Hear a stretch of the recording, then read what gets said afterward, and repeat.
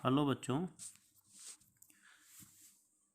D और F block element chapter के बाद हम इससे रिलेटेड एमसीक्यू यानी ऑब्जेक्टिव टाइप क्वेश्चंस करेंगे।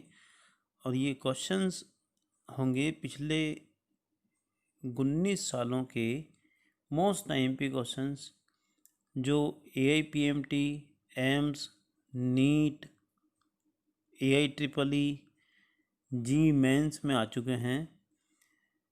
इसका पार्ट फर्स्ट हम आज करेंगे और ये बड़े अच्छे क्वेश्चंस हैं। इनसे आपके कॉन्सेप्ट भी अच्छे क्लियर हो जाएंगे, तो आप ध्यान से इनको पढ़ना और सॉल्व करने की कोशिश करना। मैं तुमको आज सॉल्व भी करवाऊँगा। और ये क्वेश्चंस करने के बाद आपके कंपटीशन एग्ज़ाम में बहुत ही बड़ी आपको हेल्प मिलेगी। ठीक है, तो अपन स्टार्ट करते हैं। क्लियर? देखिए, यहाँ आपके फर्स्ट क्वेश्चन दे रखा है, विच of the following statement is not correct. First है LaOH whole thrice is less basic than LiOH whole thrice. Second, lanthanoid series ionic radius of Ln3 plus ion decreases. Third है La is actually an element of transition series rather than lanthanoid. Fourth है atomic radius of Zn and HF are same because of lanthanide contraction. तो देखिए, इसमें ये first वाला आपको लग रहा है, तो कोई भी हाइड्रोक्साइड यानी बेसिक नेचर वाला जो कंपाउंड है वो साइज पर डिपेंड करता है। ठीक है, लिथियम एस ब्लॉक में है और La कहाँ आता है, स्कैंडियम, ये है साइंस वाले। तो अप टू डाउन आते हैं तो साइज़ क्या होता है, इंक्रीज होगा। जिसका साइज़ जितना बड़ा होगा उसकी बेसिसिटी भी क्या होगी, उतनी ही। इस हिसाब से यहाँ पर ये इनकरेक्ट लग रहा है।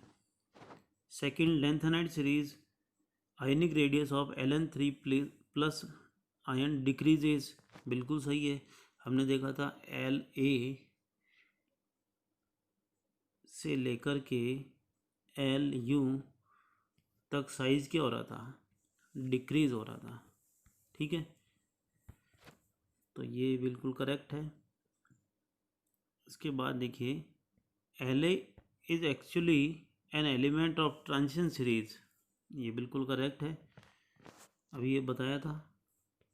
थर्ड, बी ग्रुप में आता है इट्रियम, ये La और फिर आता है Fe, तो ये कौन सा ग्रुप है, थर्ड बी ग्रुप का है। ठीक है, तो ये भी बिल्कुल ठीक है। एटॉमिक रेडियस ऑफ Zn, यह मेरे ख्याल से मिसप्रिंट हो सकता है, यहाँ Zr आएगा।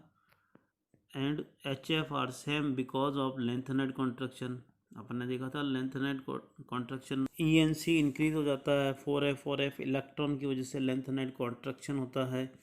और जो साइज है ट्रांजिशन सीरीज में क्या आता है, La, और यहाँ से स्टार्ट होता है HF, तो ये बीच में लेंथेनॉइड्स होते हैं। इसकी वजह से La के बाद जो भी आता है उनके साइज़ क्या होते हैं, इक्वल होते हैं। ठीक है, तो ये आपके इसमें जो करेक्ट नहीं है वो फर्स्ट होगा। नेक्स्ट देखते हैं, ट्रांजिशन मेटल्स आर मोस्टली, देखिए यहाँ ध्यान से पढ़ना है, mostly diamagnetic, paramagnetic, neither diamagnetic nor paramagnetic है, बोथ डाईमैग्नेटिक एंड पैरामैग्नेटिक तो बहुत ज़्यादा होते हैं, डाईमैग्नेटिक बहुत कम होते हैं, और यहाँ दे रखा है मोस्टली। इसका मतलब अपना सही आंसर क्या होगा? पैरामैग्नेटिक।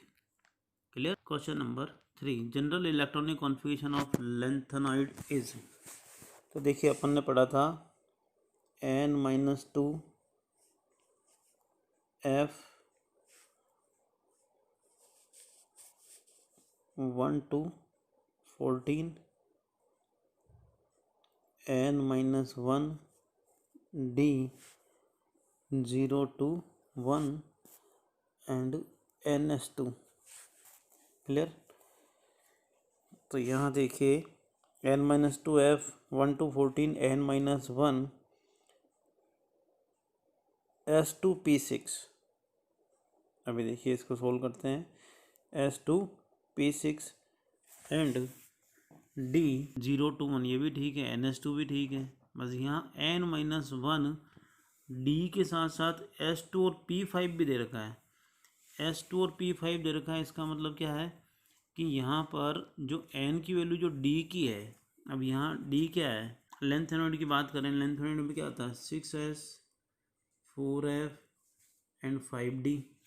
जो D आ रहा है, D की वैल्यू क्या है 5, इसका मतलब इसका पूरा इलेक्ट्रॉनिक कॉन्फ़िगरेशन अपन लिखे हैं 1s2 2s2 2p6 3s2।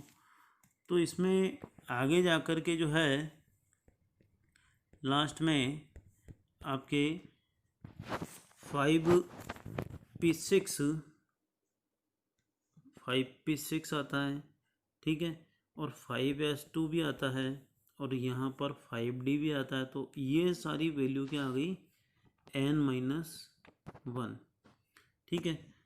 तो मेरे हिसाब से अभी तक तो ये ठीक चल रहा है। और क्वेश्चन भी क्या पूछा है, जनरल इलेक्ट्रॉनिक कॉन्फ़िगरेशन n-2, ये 10 to 14 है, तो ये तो बिल्कुल भी नहीं होगा। n-2 F 0 to 14, ठीक है। n-1 D 10 नहीं आता, इसलिए ये भी रॉन्ग हो गया। n-2 D 0 to 1 n-, ये तो बिल्कुल ही गलत है। इसका मतलब इसका सही आंसर क्या होगा? फर्स्ट वाला। ध्यान से पढ़ना, क्योंकि जनरली क्या होता है ns2 F 1 to 14 n-1 D पूछा जाता है। इसको कंफ्यूज करने के लिए S2 और P6 लिखा गया। The correct order of ionic radii of Y3 plus La3 plus EU3 plus and Lu3 plus. देखिए Y होता है यहाँ पर, Y के बाद La के बाद आता है EU, और EU के बाद क्या आता है Lu। तो अपन ने देखा कि अप टू डाउन होता है तो साइज क्या होता है? इंक्रीज होता है। क्लियर। और लेफ्ट टू राइट लेंथनेड कॉन्ट्रैक्शन हो रहा है तो साइज क्या हो रहा है? डिक्रीज हो रहा है। तो अब देख लो इसमें से सबसे बड़ा साइज किसका होगा? La का। La के बाद EU, EU के बाद Lu, और Lu के बाद Y, यानी कि फर्स्ट वाला इसका आंसर सही होगा, ठीक है। Basic character of the transition metal oxides follows the order. Basic character अपने को ध्यान में है कि साइज़ के अकॉर्डिंग इसमें होता है कि जिसका साइज़ बड़ा होगा उसका बेसिक करेक्टर उतना ही ज़्यादा होगा, ठीक है। तो इस बेस पर यहाँ देखें तो 4 हैं, यही है, एक V है, एक CR है, और एक FE है। तो ये लेफ़्ट टू राइट जा रहे हैं, तो लेफ़्ट टू राइट जाते हैं तो क्या होता है, मतलब साइज भी क्या होगा? डिक्रीज़ होगा। तो अब किसका ऑक्साइड बड़ा है? TI का ऑक्साइड बड़ा होगा, फिर V का, फिर CR का, और फिर FE होगा। यानी जो हमने पहले किया था टू साइज़, तो सिंपल सी चीज़ है कि 4th नंबर में बिल्कुल सीधी सीरीज है, टाइटेनियम, वेनेडियम, क्रोमियम और Fe के जो ऑक्साइड्स आ रहे हैं इनमें साइज़ लेफ़्ट टू राइट जाते हैं तो क्या हो रहा है, डिक्रीज होता है, और डिक्रीज होगा तो क्या होगा, ये सबसे कम बेसिक होगा और ये सबसे ज़्यादा बेसिक होगा, तो TiO जो है ज़्यादा बेसिक होगा। तो इस तरह से इसका आंसर क्या आ गया, 4। अब देखिए क्वेश्चन नंबर 6, ये आपके NCERT की बुक्स में ऑक्सीडेशन रिडक्शन वाले चैप्टर से रिलेटेड भी है, डी ब्लॉक से रिलेटेड भी है। डी ब्लॉक से रिलेटेड इसलिए है कि NCERT में KMnO4 की रिएक्शंस दे रखी है, और ऑक्सीडेशन रिडक्शन से रिलेटेड इसलिए क्योंकि 11th में रेडॉक्स वाला चैप्टर है। तो देखिए MnO4 2- 1 mole in neutral aqueous medium disproportionate to, यहाँ बता रखा है कि MnO4 2- यानी कि K2 MnO4 की बात हो रही है। तो हमने देखा था, जैसे मान लो मैं ये रिएक्शन तुमको इस तरह से बताऊं, MnO4 -2- जो है कन्वर्ट हो रहा है और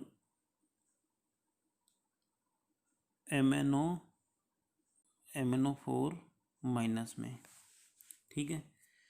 यहाँ हम इसका ऑक्सीडेशन निकाल करके देखें तो यहाँ आ रहा है +6, यहाँ आ रहा है +4, ठीक है, और MnO4 माइनस में कितना आता है, +7। MnO4 माइनस में कितना है, +7। तो +7 और +6 में कितना डिफरेंस है, 1 का, और +6 और +4 में कितना डिफरेंस है, 2 का। इसका अर्थ यह है कि यहाँ पर वैलेंसी फैक्टर कितना आ रहा है, टोटल, मतलब दोनों का टोटल कितना है, 1 + 2 कितना आ रहा है, 3, ठीक है। तो अब इनको आप क्रॉस मल्टीप्लाई करें दोनों को, तो टोटल करके देखें, जैसे MnO2 कितना, MnO2 में डिफरेंस कितना है, 2 का है, तो यहाँ आ जाएगा 1/3, और इसमें डिफरेंस है आपके 1 का, तो यहाँ आ जाएगा 2/3। तो 1/3 मोल किसका होगा, 1/3 मोल होगा MnO2 का, और 2/3 मोल होगा MnO4- का। इस हिसाब से आपके आंसर आ गया नंबर 1, ठीक है। Next, the colourless species is, we, यहाँ पर आपको इलेक्ट्रॉनिक कॉन्फिगरेशन आना चाहिए वेनेडियम का S2D3। फिर यहाँ देखिए इसका ऑक्सीडेशन नंबर कितना है, 3, तो 2 यहाँ से रिमूव होगा और 1 यहाँ से रिमूव होगा, इसका मतलब यहाँ पर एक अनपेड इलेक्ट्रॉन है। यहाँ पर इसका ऑक्सीडेशन नंबर कितना आ गया, 2 + 2 यानी 4, तो यहाँ पर भी इसमें एक अनपेड इलेक्ट्रॉन है। भाई 2 और 2 4, 4 निकलेंगे, 4 निकलेंगे तो 2 यहाँ से गए और 2 यहाँ से गए, तो 1 बचा। यहाँ देखिए Na3VO4 में 4 यानी 8, 8 - 3, यानी कि यहाँ ऑक्सीडेशन नंबर कितना है, +5।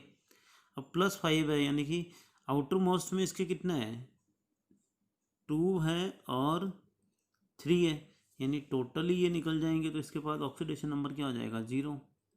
यहाँ देखिए ये SO4 बाहर होना चाहिए, यहाँ ऑक्सीडेशन नंबर कितना है, +2, तो +2 जाएंगे तो यहाँ ऑक्सीडेशन अनपेड इलेक्ट्रॉन कितने रह गए, 3, तो यानी कि यहाँ भी अनपेड इलेक्ट्रॉन है, यहाँ भी अनपेड इलेक्ट्रॉन है, और यहाँ पर भी अनपेड इलेक्ट्रॉन है, इस जगह अनपेड इलेक्ट्रॉन नहीं है।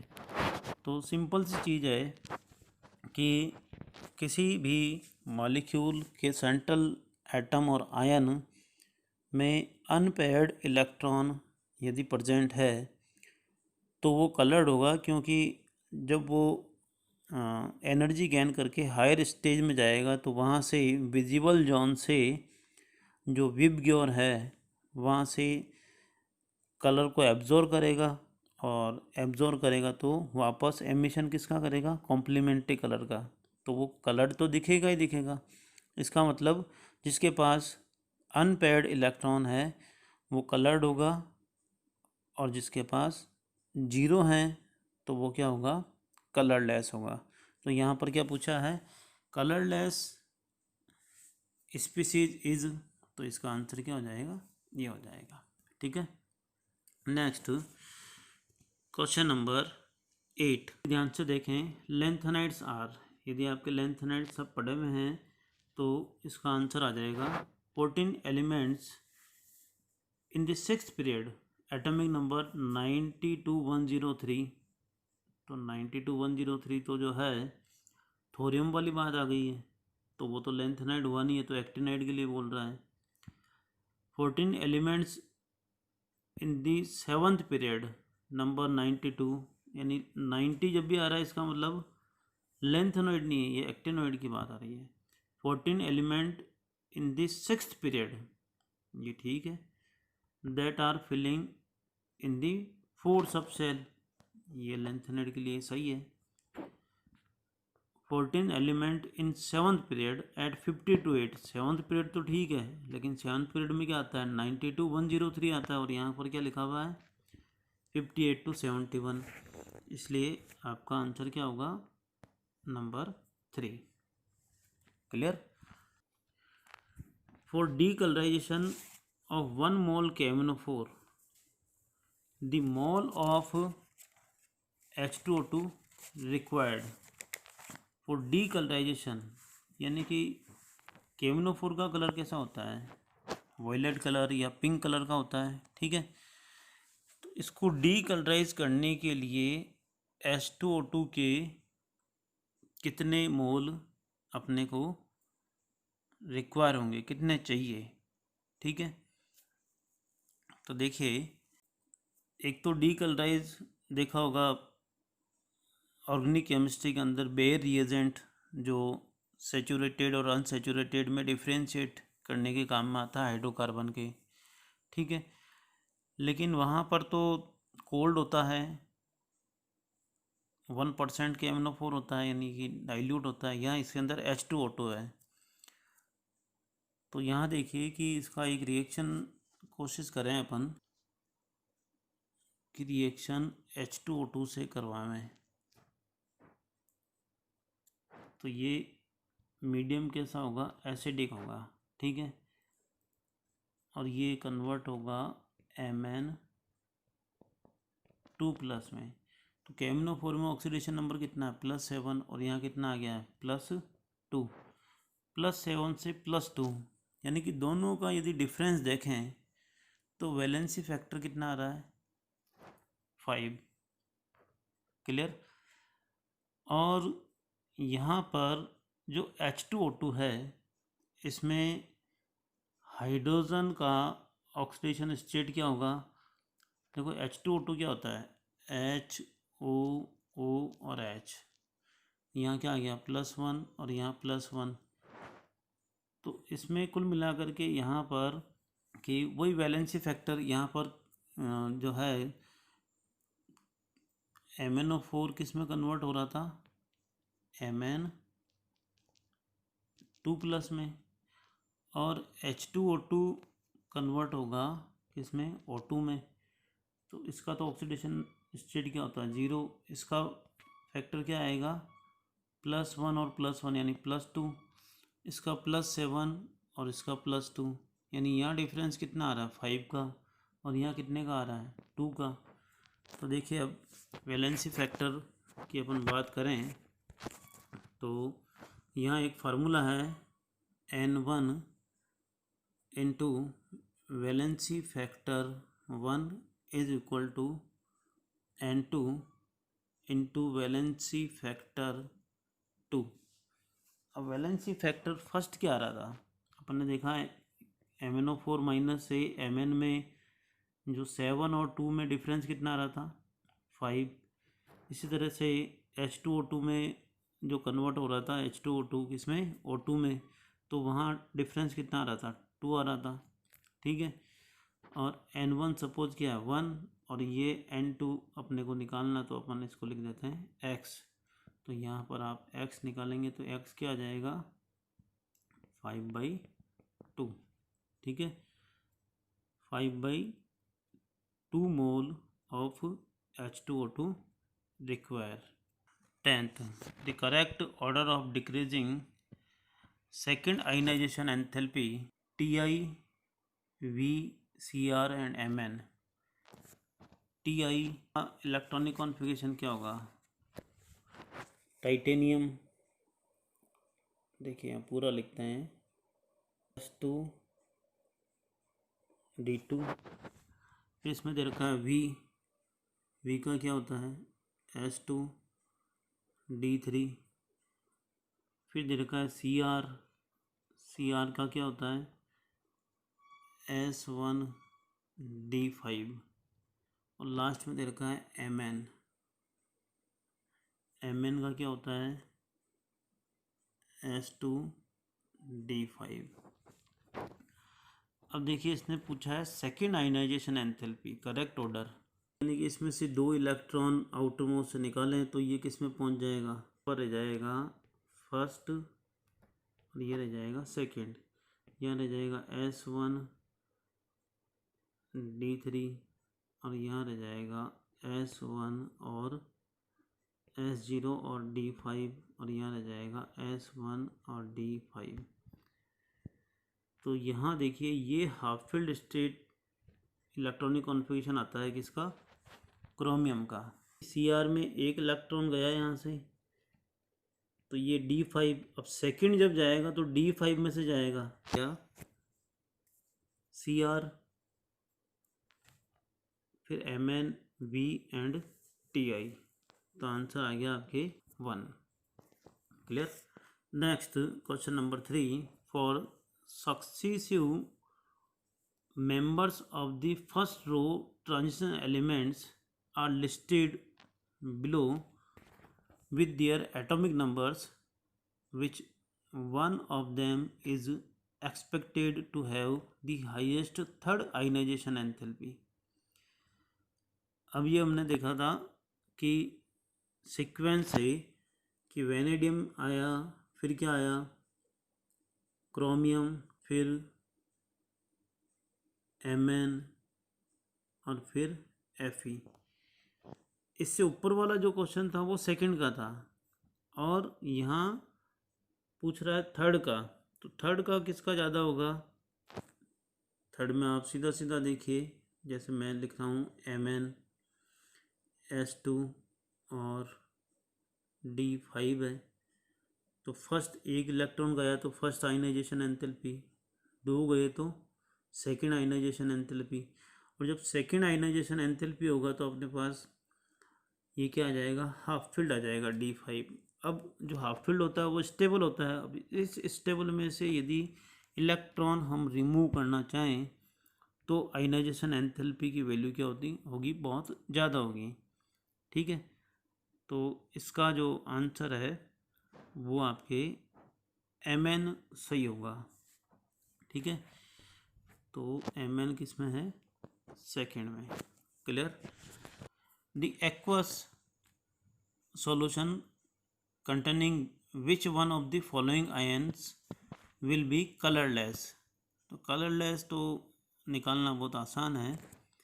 देखिए यहाँ पर मैं इन चारों का इलेक्ट्रॉनिक कॉन्फ़िगरेशन लिखता हूँ पहले। जैसे मैंने लिखा स्कैंडियम, टाइटेनियम, फिर Mn और लिखा Fe। ठीक है, स्कैंडियम का था अपने S2D1, टाइटेनियम का था S2D2, Mn का था S2D5 और इसका था S2D6। तो यहाँ अब इन सब के ऊपर इनका ऑक्सीडेशन स्टेट कितना दे रखा है, 2+, 2+, 2+ और 2+, यानी कि 2 इलेक्ट्रॉन आउटर मोस्ट में से रिमूव करने हैं, फिर अपने को अनपेड इलेक्ट्रॉन देखना है। ठीक है, तो अनपेड इलेक्ट्रॉन है तो वो क्या होगा, कलर्ड होगा, और अनपेड इलेक्ट्रॉन नहीं है तो वो क्या होगा, कलरलेस होगा। तो ध्यान से देखें, 2 इलेक्ट्रॉन जो है आप इसमें से रिमूव कर दो, जैसे Ti3+, Ti के ऊपर 3+ है। ठीक है, तो इसमें से 3 इलेक्ट्रॉन रिमूव कर दो, इसमें से 3 इलेक्ट्रॉन यहाँ से, 2 यहाँ से और 1 यहाँ से, तो ये क्या आ जाएगा, D1। ठीक है, फिर स्कैंडियम 3+, स्कैंडियम 2 यहाँ से और 1 यहाँ से, यानी इसके पास क्या बच गया, 0। क्लियर। Mn2+, Mn का ये रहा, तो इसके पास क्या है, D5, 5 अनपेड इलेक्ट्रॉन है। Fe2+ है, Fe2+ में से 2 इलेक्ट्रॉन गए, यानी 6 आ गया, तो इसके पास 4 अनपेड इलेक्ट्रॉन है। तो कुल मिलाकर के ये कलर्ड होगा, ये भी कलर्ड होगा और ये भी कलर्ड होगा। तो कलरलेस कौन है, स्कैंडियम 3+। तो देखिए इसका आंसर क्या होगा, scandium 3+। Next 14, identify the incorrect statement among the following. ये क्वेश्चन जो है, ये आपने यदि थ्योरेटिकल पोर्शन ढंग से पढ़ा है तो आपको आ जाएगा। देखिए, shielding power of 4f electron is quite weak, बिल्कुल ठीक है। लेंथ एंड कॉन्ट्रैक्शन के टाइम में अपने तीनों फैक्टर कर रखे हैं, 4f electron, shielding effect, effective nuclear charge, इन तीनों का लेंथ एंड कॉन्ट्रैक्शन में जो है काफ़ी अच्छा रोल है। सेकंड, तो फर्स्ट वाला तो क्या हो गया, करेक्ट है। ये तो इनकरेक्ट देखना अपने को। There is a decrease in the radii of atom और ion as one proceed La to Lu, ये ऑप्शन भी सही है आपके। Number 3, lanthanide contraction is the accumulation of successive shrinking, ये भी बिल्कुल ठीक है, यानी कि एक फिक्स ग्रेजुअली डिक्रीजेज, क्रम से डिक्रीज हो रहा है साइज, तो ये भी बिल्कुल ठीक है। Number 4th point, as a result of lengthened contraction the properties of 4D series of the transition elements have no similarities with the 5D series of element, यानी लेंथेनाइड कॉन्ट्रैक्शन के बाद क्या रिजल्ट रहता है, यानी कि उसकी डेंसिटी हुआ, साइज हुआ, या मेल्टिंग पॉइंट, बॉइलिंग पॉइंट हुआ। The properties of 4D series, 4D series कौन आता है, 3D और 4D। 4D सीरीज के साथ तो जो लेंथेनर्स होते हैं, यानी कि 3D, 4D और 5D, उनसे रिलेटेड तो कुछ ना कुछ सिमिलरिटीज़ है ही है। तो अब देखो इसमें, जैसे अपन ने ZR HF पढ़ा था, AG AU पढ़ा था, CD HG पढ़ा था, तो इनके साइज़ क्या ऑलमोस्ट इक्वल है। वापस देखिए इसको, यहाँ पर क्या दे रखा है, नो सिमिलरिटीज़, तो नो जो दे रखा है जबकि सिमिलरिटीज़ होती है, इसका मतलब ये रॉन्ग है। Clear. Number 15, which of the following ions will exhibit colour in the aqueous solution. तो यहाँ आप थोड़ा सा इसको ढंग से देखें कि इसका एटॉमिक नंबर कितना है, 57, 57 - 3 54, यानी इनर्ट गैस के इक्वल आ गया। टाइटेनियम कितना होता है, टाइटेनियम अपने पास होता है 22, 22 में से आपके 3 इलेक्ट्रॉन माइनस करना है, तो 3 इलेक्ट्रॉन माइनस होंगे, तो ये कितना आ जाएगा, 19। तो यहाँ तो 54 सारे पेयर्ड होंगे, 19 आएगा, यानी कि एक अनपेड इलेक्ट्रॉन इसमें रहेगा। Lu3+, यानी 71 में से गया, तो ये कितना बचेगा, 68, 68, यानी कि इसका इलेक्ट्रॉनिक कॉन्फ़िगरेशन ध्यान हो तो Lu का होता है 6s2, ठीक है, 4f14 और 5d1। अब 3 इलेक्ट्रॉन आप रिमूव करो, 2 यहाँ से गया, 1 यहाँ से गया, तो ये तो कम्प्लीटली है, इसका मतलब ये भी क्या होगा, कलर लेस होगा। ठीक है, अभी तक इसके अंदर एक अनपेड इलेक्ट्रॉन है, स्कैंडियम 3+, तो ये 18 हो जाएगा। इसका मतलब इसका आंसर क्या होगा, नंबर 2।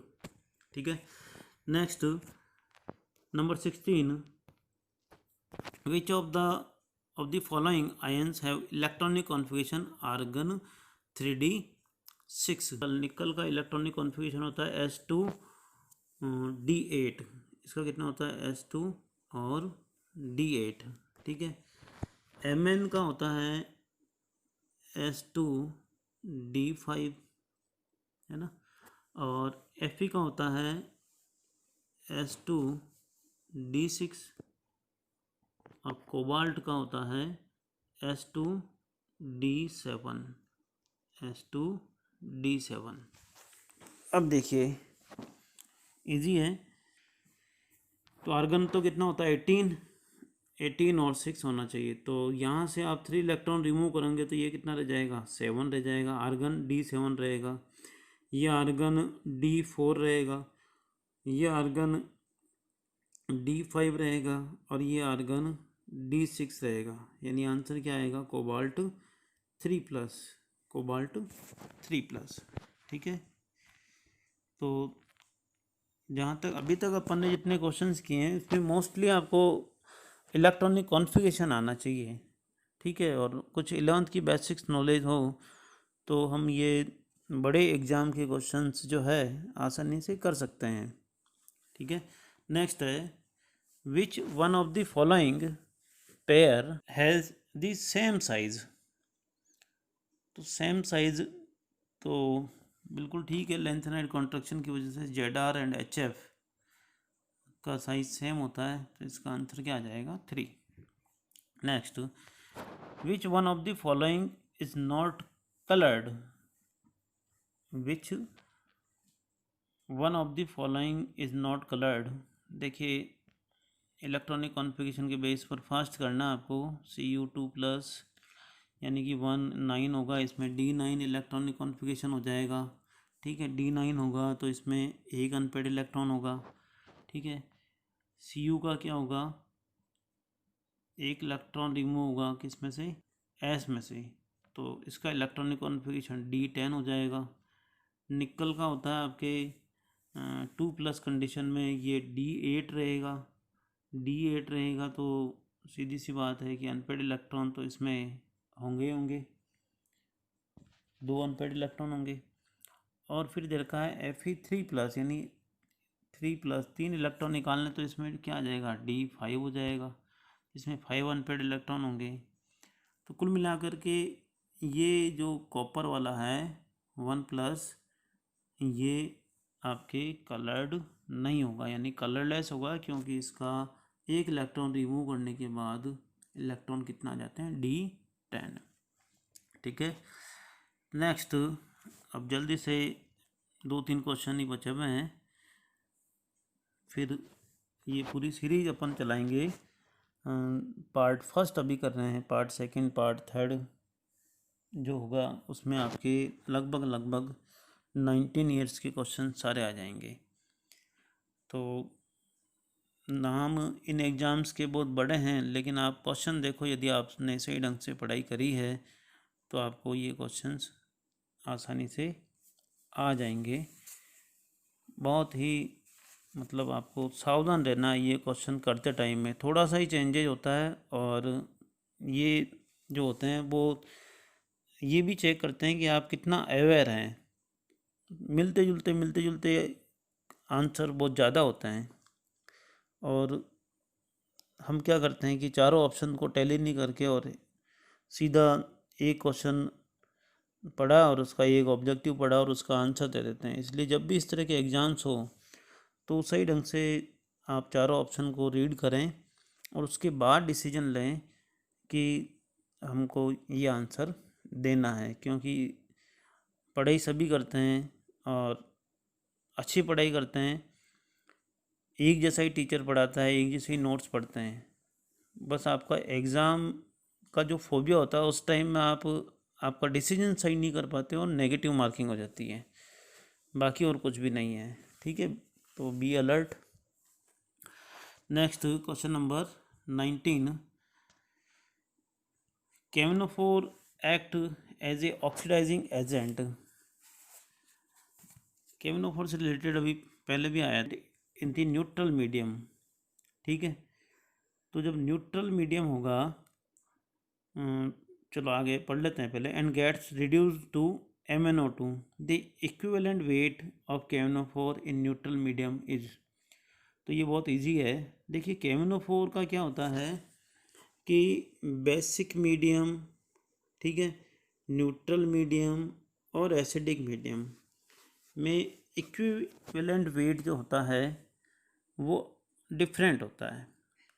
ठीक है, कैसे होगा? क्योंकि जो मॉलिक्यूलर वेट है, इक्विवेलेंट वेट कैसे निकालते हैं? Molecular weight upon valency factor.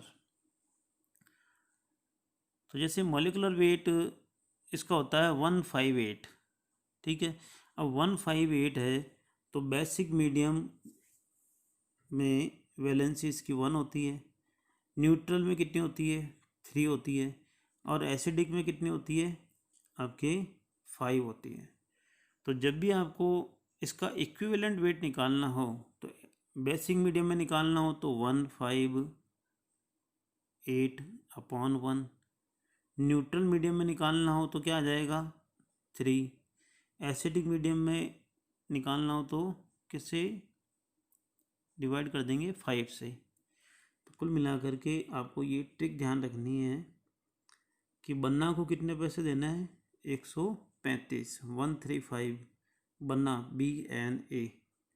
ठीक है, बन्ना किसका है? पोटेशियम परमैंगनेट का, KMnO4 का। लाल दवा जो है उसका बन्ना जो है उसका कितना वैल्यू है? 135। ठीक है, मोस्ट IMP है ये। तो अब आप देखिए कि ये किसके लिए पूछ रहा है? न्यूट्रल मीडियम के लिए। तो अभी अपन ने पढ़ा था बन्ना BNA 135। तो इसमें तो सिंपल सा आ गया, molecular weight divide by 3। Neutral medium है तो इसका आंसर हो जाएगा नंबर 2। ठीक है, next number 20। For the 4 successive transition elements, अभी भी आया था same as it is, CrMn Fe and CO, करमन फिकोनी वाला जो सिस्टम है। The stability of +2 oxidation state will be there in which the following order. तो यहाँ पर इसका जो +2 होगा, आप यदि इलेक्ट्रॉनिक कॉन्फ़िगरेशन देखें तो +2 में आपके पास Mn के पास D5 है ना। Mn स्टेबिलिटी की बात हो रही है, तो स्टेबिलिटी में +2 वाली में एक तो अपने देखते हैं हाफ फील्ड यानी 5, एक फुल फील्ड 10, और एक देखते हैं inert gas electronic configuration gain कर ले, मान लो किसके इक्वल? आर्गन के इक्वल। तो ये 3 फैक्टर देखते हैं। तो यहाँ पर कर मन फी को ये सब मिड में से ही हैं, इसका मतलब अपने को 5 वाला फैक्टर देखना है। 5 वाला फैक्टर देखना है, यानी कि उनके मेन इलेक्ट्रॉनिक कॉन्फ़िगरेशन में से 2 इलेक्ट्रॉन निकालने के बाद 5 किसके पास रहते हैं? तो 5 रहते हैं आपके Mn के पास, क्योंकि Mn का क्या होता है? S2 और D5 होता है। अब ये 2+ है तो ये 4s है, 4s में से रिमूव हो जाएगा तो 3D में कितना बचेगा? 5। इसका मतलब Mn किस में पहला आ रहा है वो देखो आप, नंबर फर्स्ट में। ठीक है, इजी क्वेश्चन है। ठीक है, जैसे जैसे आप क्वेश्चन करोगे फिर थ्योरेटिकल पोर्शन पढ़ोगे, फिर क्वेश्चन करोगे, फिर थ्योरेटिकल पोर्शन पढ़ोगे, ऐसे करके 3-4 बार करोगे तो आपको ये चैप्टर हमेशा के लिए याद हो जाएगा। ठीक है, क्वेश्चन नंबर 21। ठीक है, 21 क्या है? The D electronic configuration, electron configuration of Cr2+, Mn2+, Fe2+, CO2+, यानी 2+ कंडीशन में इनका इलेक्ट्रॉनिक कॉन्फ़िगरेशन साफ ही दे रखा है, कितना है? 4, 5, 6, 7। ठीक है, 4 5 6 7 which one of the following will exhibit minimum paramagnetic behaviour. ठीक है, अब आप इसको ढंग से देखें तो मैं यहाँ पर चारों के इलेक्ट्रॉन लिख देता हूँ। ये फर्स्ट वाला तो आ गया आपके क्रोमियम का, ठीक है, क्लियर। और सबका ऑक्सीडेशन स्टेट कितना है 2+। अब देखिए क्रोमियम में कितना है, कितना दे रखा है क्रोमियम का इसने 4, ठीक है, क्रोमियम का 4 दे रखा है 1 2 3 और 6 है, यानी D2 होगा तो ये 4। यहाँ पर 2 अनपेड इलेक्ट्रॉन है। फिर Mn का इसने दे रखा है 5, ये Mn 1 2 3, इसमें भी स्ट्रॉन्ग लिगेंड है इसलिए क्या होगा, पेयर हो जाएगा 4 और 5। H2 क्या होता है, स्ट्रॉन्ग लिगेंड होता है ना। ये कोऑर्डिनेशन कंपाउंड में अपन पढ़ेंगे स्ट्रॉन्ग फील्ड लिगेंड और weak field ligand. Next cobalt 2+ में आपके दे रखा है 7, 1 2 3 4 5 6 और 7, लेकिन स्ट्रॉन्ग है इसलिए क्या होगा, ये आपके इधर आ जाए, ठीक है। तो यहाँ देखिए क्वेश्चन को वापस रीड करें, पहले यहाँ देख लो Fe में कितना है, Fe का है आपके पास D6, यानी 1 2 3 4 5 6, इसके पास तो अनपेड इलेक्ट्रॉन है ही नहीं, ठीक है। एग्जिबिट मिनिमम पैरामैग्नेटिज्म, यानी कि इसके पास तो अनपेड इलेक्ट्रॉन है ही नहीं, इसलिए क्या हो जाएगा डाई मैग्नेटिक। ये पैरामैग्नेटिक, ये Mn2+ क्या होगा आपके पैरामैग्नेटिक, और कोबाल्ट 2+ ये भी पैरामैग्नेटिक। अब आप कंफ्यूज हो गए कि भाई एक पैरामैग्नेटिक, 2 पैरामैग्नेटिक और 3 पैरामैग्नेटिक, ये तो डाई मैग्नेटिक हो गया, इसको तो कोई दिक्कत ही नहीं है। अब तीनों के पास एक एक अनपेड इलेक्ट्रॉन है ना, इसके पास 2 हैं, यानी कि ये तो पैरामैग्नेटिज्म ज़्यादा होगा। तो बचा क्या है, इसके Mn और कोबाल्ट के बीच में है, तो Mn और कोबाल्ट के बीच में दोनों के पास एक एक अनपेड इलेक्ट्रॉन है, इसका मतलब ये पैरामैग्नेटिक तो होगा ही होगा, ठीक है। यानी इसकी बोर मैग्नेट्रॉन की वैल्यू भी निकालें तो 1.9 बोर मैग्नेट्रॉन आएगी। अब दोनों में मिनिमम की बात करें तो जिसके पास पेड इलेक्ट्रॉन ज़्यादा हैं वो मिनिमम होगा। यहाँ पेड कितने हैं, पेयर कितने हो गए, पेयर हो गए आपके 3, कितने हैं 3, और यहाँ पेयर कितने हो गए 2, यहाँ पेयर कितने हो गए 2। तो आपको एक चीज़ ध्यान में रखनी है कि maximum number of paid electron होगा तो मिनिमम पैरामैग्नेटिज्म होगी उसमें, समझ गए। Maximum number of paid electron यानी जितने ज़्यादा पेयर होंगे या पेड इलेक्ट्रॉन होंगे तो उनमें पैरामैग्नेटिज्म कम होगी, ठीक है। अपने आज के ये IMP क्वेश्चंस का पार्ट फर्स्ट कंप्लीट हुआ है। अच्छी तरह से इनको आप पढ़ना, और कोई डाउट हो तो आप कमेंट बॉक्स में कमेंट कर सकते हैं, वो आपका सॉल्व कर दिया जाएगा, ठीक है। मिलते हैं पार्ट सेकंड।